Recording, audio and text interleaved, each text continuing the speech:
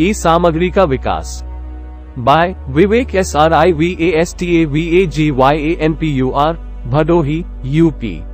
शिक्षा के लिए ई सामग्री विकसित करने की प्रक्रिया में आमतौर पर निम्नलिखित चरण शामिल होते हैं। सीखने के उद्देश्यों की पहचान करना, निर्धारित करें कि ई सामग्री को पूरा करने के बाद शिक्षार्थियों को क्या करने या जानने में सक्षम होना चाहिए। शोध करना, आप जिस विषय को पढ़ाना चाहते हैं उससे संबंधित जानकारी और संसाधन एकत्र करें। एक रूपरेखा बनाना, सूचना को व्यवस्थित करें और ई सामग्री को तार्किक तरीके से संरचित करें। ई सामग्री का विकास, शिक्षार्थियों के लिए उपयुक्त भाषा और स्वर का उपयोग करते हुए वास्तविक ई सामग्री तैयार करें। इंटरैक्टिव तत्वों को शामिल करना, सीखने के अनुभव को बढ़ाने के लिए क्विज, गेम और सिमुलेशन जैसे इंटरैक्टिव तत्व जोड़ें। समीक्षा और संपादित करें, व्याकरण, वर्तनी और विराम चिन्ह की त्रुटियों के लिए ई सामग्री की समीक्षा करें और आवश्यक संशोधन करें।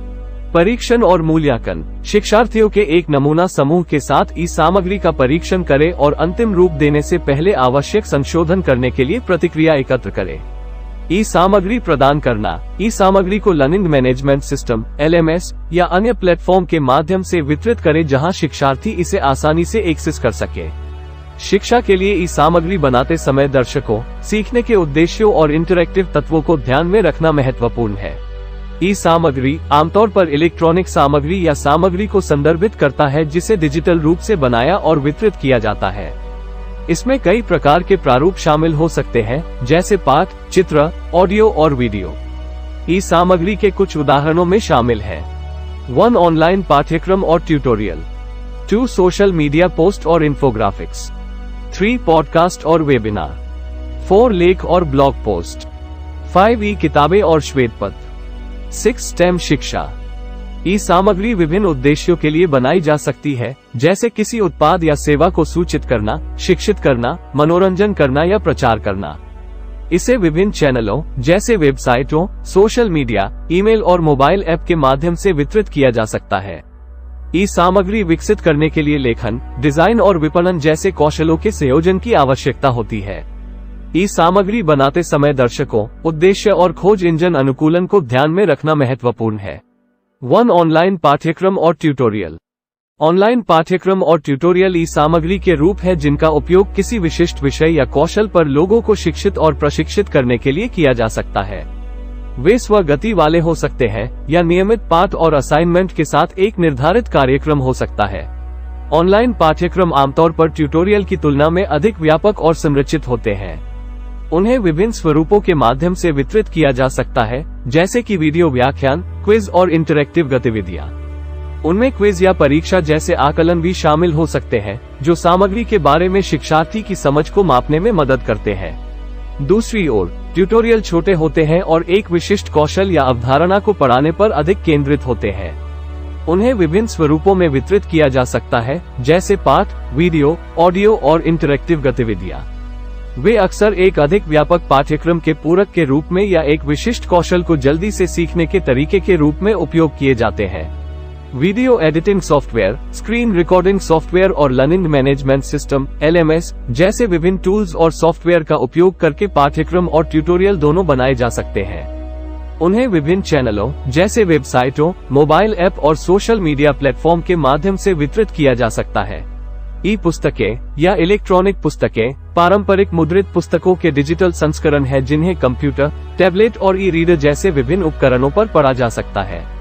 वे प्रायः मुद्रित पुस्तकों की तुलना में सस्ती होती हैं और इन्हें आसानी से ऑनलाइन वितरित और डाउनलोड किया जा सकता है। 2 सोशल मीडिया पोस्ट और इन्फोग्राफिक्स। सोशल मीडिया पोस्ट सामग्री के छोटे टुकड़े होते हैं, जैसे टेक्स्ट, चित्र या वीडियो, जिन्हें सोशल मीडिया प्लेटफॉर्म पर साझा किया जा सकता है। उनका उपयोग सूचनाओं को संप्रेषित करने, समाचार साझा करने और दर्शकों से जुड़ने के लिए किया जाता है। उनका उपयोग विभिन्न उद्देश्यों के लिए किया जा सकता है, जैसे किसी उत्पाद या सेवा को बढ़ावा देना, उद्योग की जानकारी साझा करना या ब्रांड की प्रतिष्ठा बनाना। इन्फोग्राफिक्स सूचना, डेटा या ज्ञान के दृश्य प्रतिनिधित्व है। उन्हें सोशल मीडिया प्लेटफॉर्म पर आसानी से समझने और साझा करने के लिए डिजाइन किया गया है। उनका उपयोग जटिल जानकारी को सरल और दृष्टिगत रूप से आकर्षक तरीके से प्रस्तुत करने के लिए किया जा सकता है। उनका उपयोग विभिन्न उद्देश्यों के लिए किया जा सकता है, जैसे किसी प्रक्रिया की व्याख्या करना, आंकड़ों को उजागर करना या डेटा की तुलना करना। सोशल मीडिया पोस्ट और इन्फोग्राफिक्स दोनों को कैनवा, अडोब इलस्ट्रेटर और पिक्टोचार्ट जैसे विभिन्न उपकरणों का उपयोग करके बनाया जा सकता है। उन्हें फेसबुक, ट्विटर, इंस्टाग्राम और लिंक्डइन जैसे विभिन्न सोशल मीडिया प्लेटफॉर्म के माध्यम से वितरित किया जा सकता है। सोशल मीडिया पोस्ट और इन्फोग्राफिक्स बनाने से पहले दर्शकों और उद्देश्य पर विचार करना महत्वपूर्ण है। 3 पॉडकास्ट और वेबिनार ई सामग्री के रूप है जिनका उपयोग दर्शकों को आकर्षक और इंटरैक्टिव तरीके से सूचित और शिक्षित करने के लिए किया जा सकता है। पॉडकास्ट ऑडियो रिकॉर्डिंग है जिन्हें डाउनलोड किया जा सकता है और ऑन डिमांड सुना जा सकता है। वे व्यक्तियों या संगठनों द्वारा बनाए जा सकते हैं और विषयों की एक विस्तृत श्रृंखला को कवर कर सकते हैं। वे आमतौर पर अग्रिम रूप से रिकॉर्ड और संपादित किए जाते हैं और फिर iTunes, Spotify और SoundCloud जैसे विभिन्न प्लेटफॉर्मों के माध्यम से वितरित किए जाते हैं। पॉडकास्ट का उपयोग जानकारी साझा करने, कहानियां सुनाने या साक्षात्कार आयोजित करने के लिए किया जा सकता है। Webinar live, interactive, online event है जो दर्शकों को रियल टाइम में भाग लेने की अनुमति देते हैं। उनका उपयोग विभिन्न उद्देश्यों के लिए किया जा सकता है, जैसे किसी उत्पाद या सेवा को प्रशिक्षण, शिक्षित करना या बढ़ावा देना। उन्हें Zoom, GoToWebinar और Webex जैसे विभिन्न प्लेटफॉर्मों के माध्यम से डिलीवर किया जा सकता है। उनमें आमतौर पर एक प्रस्तुति होती है, जिसके बाद एक प्रश्नोत्तर सत्र होता है, और अक्सर इसमें चुनाव, लाइव चैट और ब्रेकआउट रूम जैसे इंटरैक्टिव तत्व शामिल होते हैं। Audio recording software, video conferencing software और वेबिनार प्लेटफॉर्म जैसे विभिन्न उपकरणों का उपयोग करके पॉडकास्ट और वेबिनार दोनों बनाए जा सकते हैं। उन्हें सोशल मीडिया, ईमेल और वेबसाइटों जैसे विभिन्न चैनलों के माध्यम से प्रचारित किया जा सकता है। पॉडकास्ट और वेबिनार बनाते समय दर्शकों, उद्देश्य और प्रचार रणनीति को ध्यान में रखना महत्वपूर्ण है। 4 लेख और ब्लॉग पोस्ट ई सामग्री के रूप है जिनका उपयोग किसी विशिष्ट विषय या उद्योग पर दर्शकों को सूचित करने, शिक्षित करने और संलग्न करने के लिए किया जा सकता है।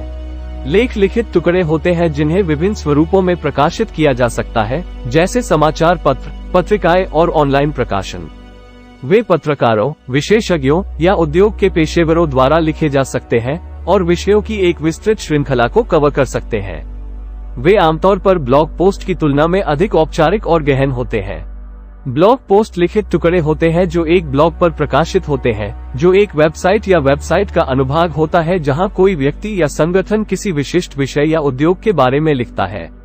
ब्लॉग व्यक्तिगत या पेशेवर हो सकते हैं और विषयों की एक विस्तृत श्रृंखला को कवर कर सकते हैं। वे आमतौर पर लेखों की तुलना में अधिक अनौपचारिक और संवादी होते हैं। वर्ड प्रोसेसिंग सॉफ्टवेयर जैसे विभिन्न उपकरणों का उपयोग करके लेख और ब्लॉग पोस्ट दोनों बनाए जा सकते हैं और विभिन्न चैनलों जैसे वेबसाइटों, सोशल मीडिया और ईमेल के माध्यम से वितरित किए जा सकते हैं। लेख और ब्लॉग पोस्ट बनाते समय ऑडियंस, उद्देश्य, टोन और सर्च इंजन ऑप्टिमाइजेशन को ध्यान में रखना महत्वपूर्ण है। 5 ई पुस्तकें और श्वेतपत्र ई सामग्री के रूप है जिनका उपयोग किसी विशिष्ट विषय या उद्योग पर दर्शकों को सूचित करने, शिक्षित करने और उन्हें मनाने के लिए किया जा सकता है। ई पुस्तकें पारंपरिक मुद्रित पुस्तकों के डिजिटल संस्करण हैं, जिन्हें कंप्यूटर, टैबलेट और ई रीडर जैसे विभिन्न उपकरणों पर पढ़ा जा सकता है।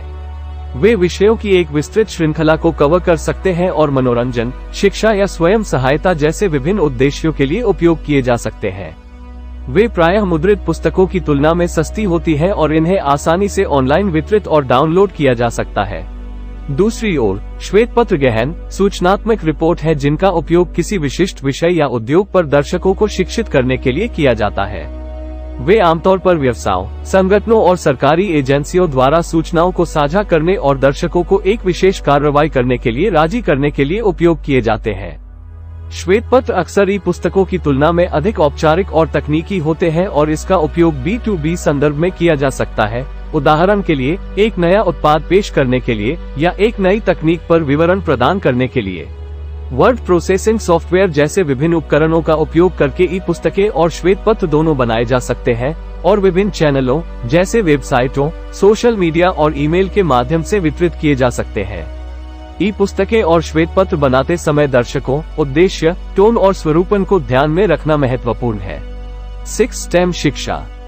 स्टेम शिक्षा, जो विज्ञान, प्रौद्योगिकी, इंजीनियरिंग और गणित के लिए खड़ा है, शिक्षण और सीखने के लिए एक दृष्टिकोण को संदर्भित करता है जिसमें छात्रों को विभिन्न प्रकार के व्यवहारिक, परियोजना आधारित और पूछताछ आधारित सीखने के अनुभवों से अवगत कराया जाता है। STEM शिक्षा का लक्ष्य महत्वपूर्ण सोच, समस्या समाधान और सहयोग कौशल के विकास के साथ साथ विज्ञान, प्रौद्योगिकी, इंजीनियरिंग और गणित के वास्तविक दुनिया के अनुप्रयोगों की समझ को बढ़ावा देना है। STEM शिक्षा के लिए ई सामग्री विकसित करते समय शिक्षार्थियों को शामिल करने और उन्हें अपनी शिक्षा को लागू करने के अवसर प्रदान करने के लिए इंटरैक्टिव और व्यवहारिक तत्वों को शामिल करना महत्वपूर्ण है। इसमें virtual lab, simulation, interactive games और कोडिंग गतिविधियां शामिल हो सकती हैं। टीम वर्क कौशल विकसित करने के लिए शिक्षार्थियों को एक दूसरे के साथ सहयोग करने और संवाद करने के अवसर प्रदान करना भी महत्वपूर्ण है। इसके अलावा ये सुनिश्चित करना महत्वपूर्ण है कि ई सामग्री प्रासंगिक पाठ्यचर्या मानकों के अनुरूप है और सभी शिक्षार्थियों के लिए सुलभ है, जिनमें विशेष आवश्यकता वाले भी शामिल है। STEM शिक्षा में उपयोग की जा सकने वाली ई सामग्री के उदाहरणों में शामिल है 1 वैज्ञानिक घटनाओं की आभासी वास्तविकता सिमुलेशन, 2 ऑनलाइन कोडिंग प्लेटफॉर्म और ट्यूटोरियल, 3 इंटरैक्टिव गणित के खेल और पहेलियां, 4 विभिन्न वातावरणों और परिदृश्यों का पता लगाने के लिए वर्चुअल फील्ड ट्रिप, 5 विशिष्ट STEM अवधारणाओं या कौशल पर वीडियो व्याख्यान और ट्यूटोरियल, 6 सहयोगात्मक समस्या समाधान गतिविधियों और परियोजनाओं, 7 वैज्ञानिक और तकनीकी जानकारी के ऑनलाइन संसाधन और डेटाबेस। ये ध्यान रखना महत्वपूर्ण है कि वास्तव में प्रभावी होने के लिए STEM शिक्षा के लिए ई सामग्री को व्यवहारिक और वास्तविक दुनिया के सीखने के अनुभवों का पूरक होना चाहिए। धन्यवाद।